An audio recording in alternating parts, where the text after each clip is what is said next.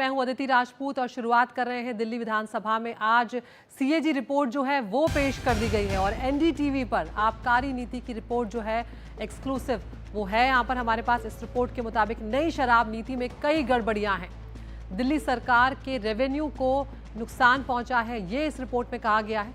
नई शराब नीति में पिछली सरकार ने कई उल्लंघन किए हैं, ये भी इस रिपोर्ट में कहा गया है। तो एनडीटीवी को एक्सक्लूसिव सीएजी रिपोर्ट जो है शराब नीति पर वो मिली है और उसके कुछ अंश यहाँ पर हम अब आपको बता रहे हैं। नई शराब नीति में पिछली सरकार ने उल्लंघन किया है नियमों का, लाइसेंस देने में अनियमितता बढ़ती है, ये भी इस रिपोर्ट में कहा गया है। और इस नीति में कई गड़बड़ियां हैं, दिल्ली सरकार के रेवेन्यू को नुकसान भी पहुंचा है। तो यहाँ पर सबसे पहले आपको हम सुनाने जा रहे हैं कि मुख्यमंत्री रेखा गुप्ता ने जब सीएजी रिपोर्ट पेश की विधानसभा में तब क्या कुछ कहा है। मैं आपकी अनुमति से राष्ट्रीय राजधानी क्षेत्र दिल्ली सरकार से संबंधित भारत के नियंत्रक एवं महालेखा परीक्षक का दिल्ली में शराब के विनियम और आपूर्ति पर निष्पादन लेखा परीक्षा प्रतिवेदन वर्ष 2024 का प्रतिवेदन संख्या नंबर 1 की प्रतियां सदन पटल पर प्रस्तुत करती हूं। ये जो सीएजी की रिपोर्ट आज प्रस्तुत की जा रही है, वास्तविकता में एक भ्रांति फैलाई गई जिसको मैं सदन के समक्ष स्पष्ट करना चाहता हूं। इन रिपोर्टों को सीएजी द्वारा संबंधित सरकार को भेजे जाने के बाद इन्हें विधायिका से अर्थात सदन से सदस्यों से बहुत लंबे समय तक रोके रखना संवैधानिक जनादेश के विरुद्ध होगा। यह हाई कोर्ट की टिप्पणी है। यह स्पष्ट है कि इनमें से अधिकांश सीएजी रिपोर्ट प्रतिवादी दिल्ली सरकार और प्रतिवादी मुख्यमंत्री के पास लंबे समय तक लंबित रखी गई। तो विस्तार से बताते हैं आपको कि शराब घोटाले पर जो सीएजी रिपोर्ट आज दिल्ली की विधानसभा में पेश की गई है उसमें क्या कुछ है। यहाँ पर नई आबकारी नीति जो है उससे 2000 करोड़ का घाटा हुआ है, ये बात यहाँ पर सीएजी रिपोर्ट में कही गई है। एक शख्स 2 दर्जन से ज़्यादा लाइसेंस ले सकता था, ये भी इसमें था प्रावधान, जबकि पहले एक व्यक्ति को एक लाइसेंस जो है वही मिलता था। पहले 60% शराब 4 सरकारी कॉरपोरेशन जो है उससे बिका करती थी। दिल्ली में जो 60% शराब है, नई शराब नीति में निजी कंपनी के जो रिटेल लाइसेंस है वो भी निजी कंपनी ले सकती थी, यहाँ पर ये बदल दिया गया था। शराब बिक्री का कमीशन 5 से बढ़ाकर 12% तक कर दिया गया था। तो ये जो सीएजी रिपोर्ट की जो बारीकियां हैं, जो कुछ बिंदु है वो हम आपको बता रहे हैं। थोक का लाइसेंस वितरक और शराब कंपनियों को दिया गया है यहाँ पर, और लाइसेंस देने से पहले आर्थिक या आपराधिक जांच है वो नहीं की गई है, ये भी इसमें गंभीर बात एक कही गई है।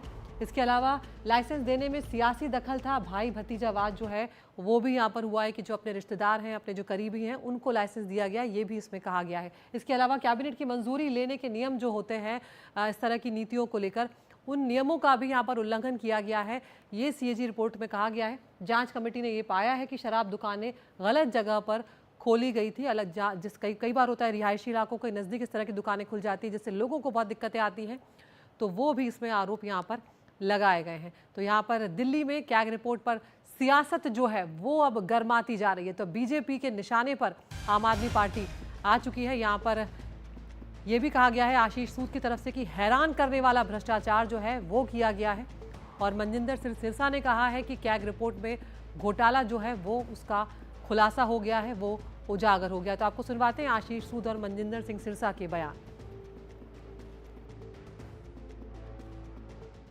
अभी तो ये रिपोर्ट पेश हुई है। इस रिपोर्ट में जो अनियमितताएं देखने को मिल रही हैं उसके बारे में अभी विस्तृत पढ़ाई करके, इस जांच करके लोग बात करेंगे ही।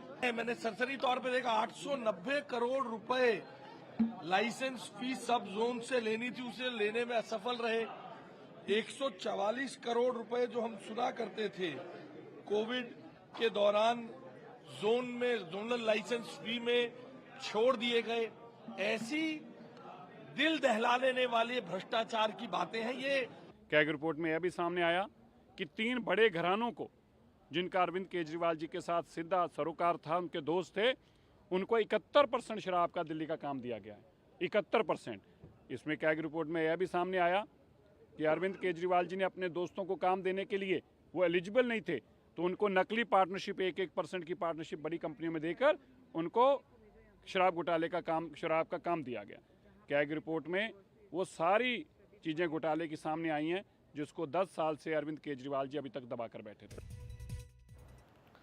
और हमारे दो सहयोगी हमारे साथ जुड़ गए हैं, रवीश रंजन शुक्ला और अश्विनी सिंह हमारे साथ जुड़ गए हैं। रवीश, अगर पहले मैं आपके पास यहाँ पर आऊँ, सीएजी रिपोर्ट यहाँ पर बहुत ज़्यादा मायने रख रही है और जिस तरह की बातों का खुलासा यहाँ पर हुआ है, ये कई ऐसी बातें उठा रहा है, आम आदमी पार्टी पर कई तरह के सवाल उठाता हुआ नजर आ रहा है। जैसे सिरसा भी अभी यहाँ पर कह रहे हैं कि केजरीवाल जी के जो करीबी हैं उन्हें 70 से ज़्यादा फीसदी जो ठेके हैं वो दिए गए, इस तरह के लाइसेंस जो है वो यहाँ पर दिए गए हैं।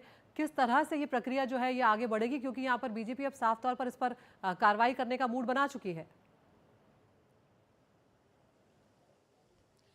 जी बिल्कुल, बीजेपी का ये कहना है कि इस रिपोर्ट को आगे बढ़ाया जाएगा और इसकी थॉरोली जांच करवाई जाएगी। लेकिन ये जो रिपोर्ट है ये 2020 नवंबर से बनना शुरू हुई, 2021 में इसको लागू किया गया और इसमें 3-4 जो है वो बड़ी कमियां थी। सबसे पहली कमी ये थी कि पुरानी जो लाइसेंस जो नीति थी उसमें ये था कि जो आदमी शराब का उत्पादन करेगा वो वितरण नहीं करेगा, जो वितरण करेगा वो रिटेल में नहीं जाएगा।